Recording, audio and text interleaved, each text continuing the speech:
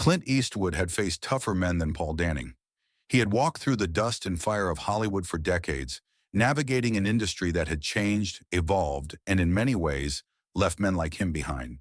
But Clint never cared for the opinions of critics, nor did he bow to the shifting tides of political correctness. He was a storyteller, a director, an actor, a man who carved his path with the grit and determination of the characters he had brought to life. Tonight, though, was different. This wasn't a film set. There was no director to call cut if things went sideways. This was live television, and the man sitting across from him was Paul Danning, the face of the Morning Current, a show known for its aggressive political discourse and no-holds-barred approach to interviewing. The stakes were clear. Paul wanted a confrontation, and Clint just wanted to say his piece. As the cameras rolled and the red light flicked on, millions of viewers tuned in, sensing that something significant was about to unfold. "Clint Eastwood," Paul said, his voice smooth, practiced. He leaned forward, an expectant gleam in his eyes. "A legend of the silver screen, a man who has shaped American cinema for decades. It's an honor to have you here." Clint nodded, his face unreadable. "Appreciate it, Paul." Paul smiled, but there was an edge to it, a predator's grin before the strike. "Let's get right to it, shall we? You've been quite vocal about what you see as Hollywood's ideological bias against conservatives. Some would say that's just an excuse, that maybe, just maybe, conservative filmmakers and actors aren't being silenced. They're just not making work that resonates with modern audiences. What do you say to that?" Clint didn't blink. "Hollywood's always been political, Paul. That's nothing new. But what's changed is the intolerance for different views. Used to be you could be liberal, conservative, apolitical. Didn't matter as long as you made a damn good movie. Now, if you don't parrot the right opinions, you're out." Paul's smile tightened. "So you're saying Hollywood is actively suppressing conservative voices?" "I'm saying Hollywood's got a narrow lane for what it deems acceptable. Step outside of that, and suddenly your phone stops ringing." Clint's voice was even, but the weight of his words settled over the set like a storm cloud. Paul leaned in, sensing an opportunity. "Clint, you've had one of the most successful careers in film history. You've directed, produced, and starred in films for over 6 decades. Are you really saying that you, Clint Eastwood, have been silenced?" Clint let out a slow breath. "It ain't about me, Paul. I've done what I set out to do. But I've seen damn good actors, writers, directors get shut out because they don't toe the line. That's the problem." Paul's eyes flickered with something. Triumph, perhaps. He had Clint right where he wanted him. "And what line is that?" he pressed. "The one that says you can't question certain narratives. The one that says there's only one right way to think in Hollywood." Paul tilted his head, his expression feigning curiosity. "And yet, here you are, speaking freely." On a national platform, Clint chuckled, but there was no humor in it. "You think this proves a point, Paul? That because I'm sitting here the problem doesn't exist? That's like saying, just 'cause one man walked on the moon, we all did." A brief pause. The studio lights buzzed faintly. The audience watching at home, millions across the country, held their breath. Paul's grin widened. "Let's be real, Clint. People like you?" And that was the moment everything changed. Clint's head tilted slightly. "People like me?" he repeated, his voice quiet, yet somehow more commanding than a shouted retort. Paul hesitated only for a fraction of a second, but in that moment, something in the air shifted. The energy in the room became electric. The producers watching from behind the cameras exchanged nervous glances. Everyone in the studio could feel it. Something was about to happen. "Conservative actors," Paul clarified quickly, his smile faltering just slightly.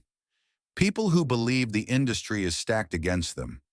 People who refuse to accept that times have changed." Clint studied him, his gaze unwavering. "So just to be clear, when you said people like you weren't talking about anything beyond political ideology?" Paul let out a forced chuckle. "Oh, come on, Clint. Don't play the victim here." Clint didn't move, didn't blink. "I don't play anything, Paul. I let people show who they are." The silence that followed was deafening. For the first time in his career, Paul Danning looked unsure. He had faced senators, CEOs, Hollywood elites, And yet it was Clint Eastwood who had just shifted the ground beneath him. And then Paul made his fatal mistake. You know what? Maybe if conservatives in Hollywood spent less time whining about being silenced and more time making good movies, we wouldn't even be having this conversation. The studio gasped. The control room erupted into a flurry of movement. Phones lit up. Producers whispered into headsets. This was no longer just an interview. This was something bigger. Clint took a deep breath, and then, ever so slowly, he leaned back in his chair. He didn't need to react explosively. He didn't need to raise his voice, because he knew that Paul Danning had just set his own career on fire. He let the words hang in the air before responding. So you're saying conservative actors don't contribute to Hollywood? Paul shifted in his seat. I'm saying this constant complaining is exhausting. Clint nodded. Got it. And with that, the interview took on a life of its own. By the time the cameras stopped rolling, the internet was already ablaze. The fallout had begun. Paul shifted in his seat, the glint of confidence in his eyes beginning to dull. He cleared his throat, pressing forward, determined to regain control of the interview. Clint, you've had an incredible career. You've played heroes, anti-heroes, even some outright villains. But tell me, do you ever worry that your legacy might be overshadowed by your personal politics? Clint smirked. Paul, I don't lose sleep over what people think. I've never chased approval. The work speaks for itself. Paul's lips twitched. Yet the world changes. New voices rise. Do you think there's a place for men like you in modern Hollywood? Clint leaned forward, the weight of his years pressing into his words. Hollywood isn't about who's allowed to belong. It's about telling stories that resonate. And if the gatekeepers try to decide who gets a seat at the table, well, someone else will build a new table. Paul wasn't done.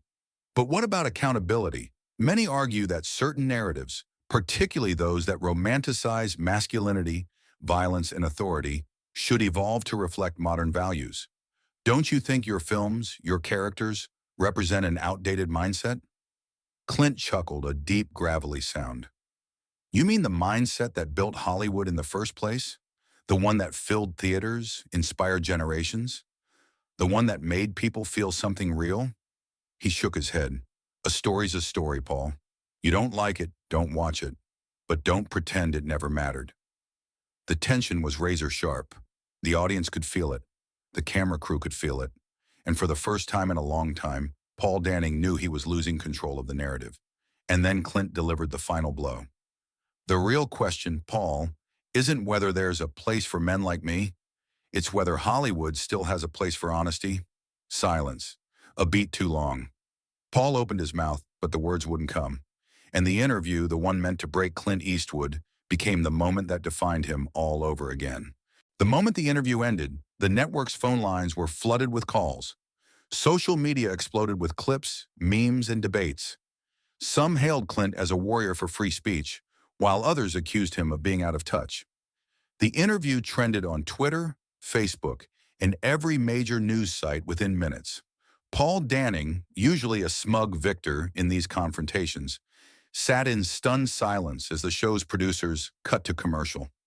His carefully crafted takedown had unraveled before his eyes, and there was no way to undo it. Meanwhile, Clint simply stood, stretched his back, and adjusted his jacket.